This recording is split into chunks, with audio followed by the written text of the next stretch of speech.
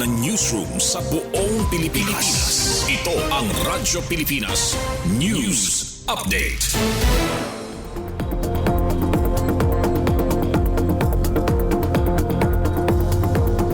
Philippine Standard Time, 3:56 p.m.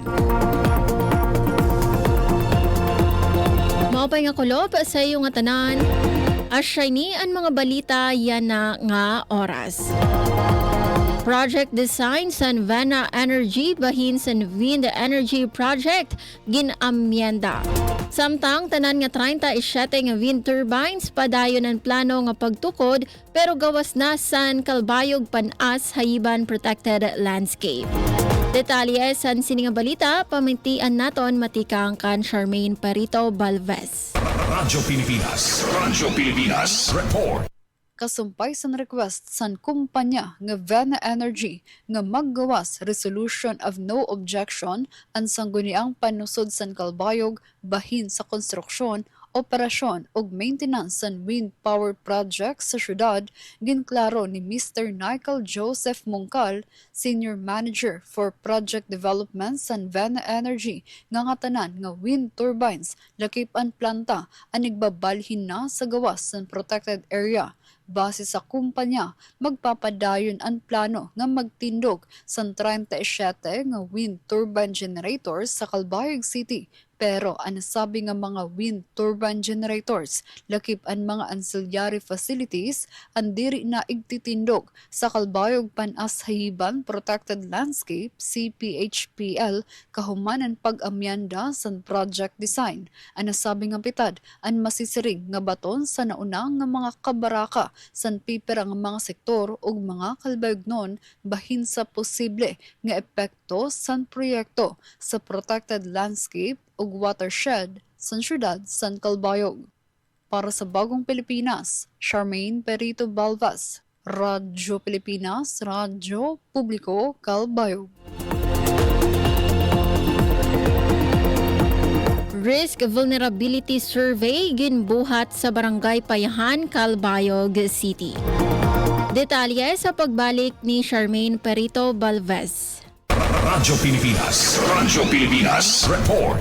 Nagbuhat Risk Vulnerability Survey ang Bureau of Fire Protection, BFP Calbayog City Fire Station sa Barangay Payahan como parte san pagpangandam san pagbugos san Community Fire Protection Plan san barangay.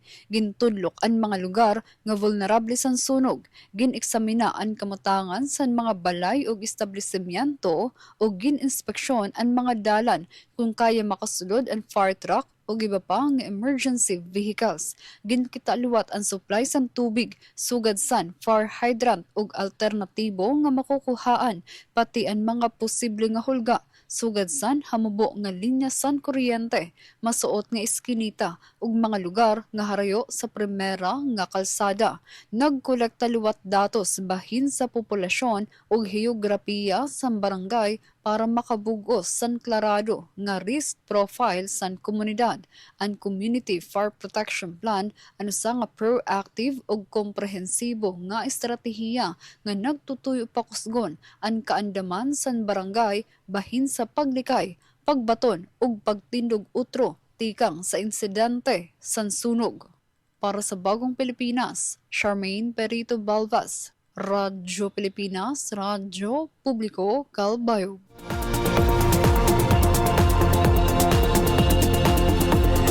Para sa aton katapusan nga balita, insentibo para sa mga barangay health workers sa probinsya sa Northern Samar ginpahitaas san gobyerno probinsyal.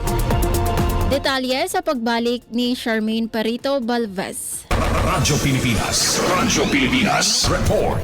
Mas sa taas nga insentibo ang makakarawat sa mga accredited o rehistrado nga mga barangay health workers, BHWs, sa Northern Samar. Ilarom sa sangguniang panalawigan Ordinance Number 4 Series of 2026 nga nag-aamyenda sa nauna nga ordinansa sa tuig 2021 ginsaka sa 8,400 pesos kada tuig o katumbas sa 700 pesos kada bulan ang insentive insentibo sa mga BHW tikang sa anay nga 500 pesos kada bulan. Katuyuanan san pitad nga pakusgon ang suporta san mga barangay health workers nga nagseserbe nga frontliners san komunidad tikang sa paglikay san sakit, health education, pagmonitor san panlawas, kutob sa paghatag pauna nga pagtambal sa mga residente. Pinaagi sandugang insentibo mapapakusog ang serbisyo panlawas sa mga barangay. Gintatagan luwat importansya ang papel san mga BHW sa pag-ataman san panlawas san mga Nortehanon. Magtitikang ang implementasyon sandugang insentibo sa oras nga maging epektibo ang ordinansa. Dere sinisakop ang naglabay nga tuig san pagserbisyo. Para sa Bagong Pilipinas, Charmaine Perito Balvas, Radyo Pilipinas, Radyo Publiko, Calbayog. Asya doon kabugusan san mga balita yan na nga oras. Padayon kamo pamati sa DYOG, Radyo Pilipinas, Radyo Publiko Calbayog para sa mga news updates. Ini si Suzette Pratencio para sa Radyo Pilipinas, Radyo Publiko.